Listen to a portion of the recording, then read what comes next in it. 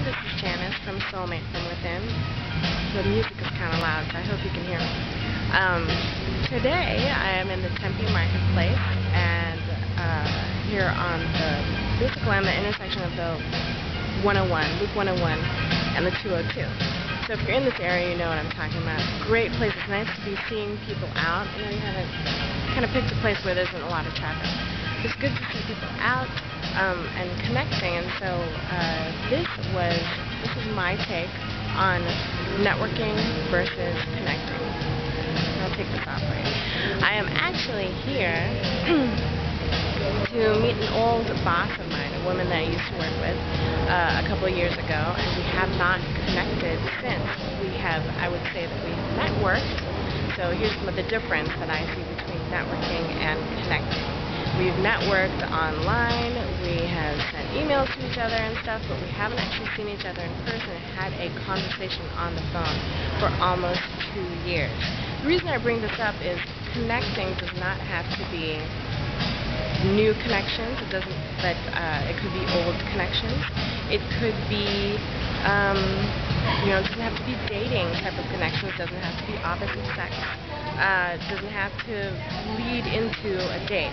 So the challenge I invite you to today is to start connecting. And you might be asking, well, how do I start connecting? So the first thing is, who do you want to connect with? And to make it easy, find someone, an old friend maybe that you haven't talked with in a while, or an acquaintance of yours that maybe you've met in a group but haven't actually learned much about them and would like to learn more about them. What kind of connection meeting is this going to be? My suggestion is coffee or lunch. The thing to keep in mind is that this is not a date. This is not a date. So it can be somebody of the same sex. It can be someone that you think you might be interested in as a friend, but not necessarily romantically. So start with something that is that's kind of got low risk involved. Maybe have a list of 2 or 3 people that you want to call today or tomorrow to set up time in the next 2 or 3 weeks, because sometimes it's hard to set up time for that.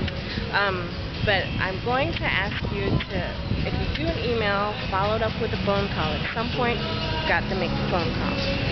The next thing you're going to do is pick a place like this where there are lots of choices, lots of places to sit down to meet.